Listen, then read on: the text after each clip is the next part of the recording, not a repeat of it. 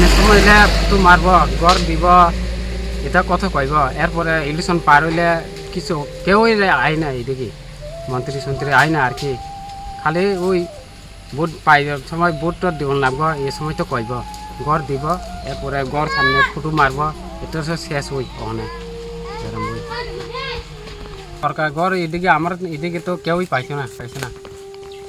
জমা দিন সব লয়ে গেছে তখন কেউই গড় পাই না রঙিন টিলা আমার নাম তো হইত্রায় আমাকে তো অনেক বার গড়ে আয়া দেখে ওখানে তো খুশই নাই তো মন্ত্রীরা তো বিকাশ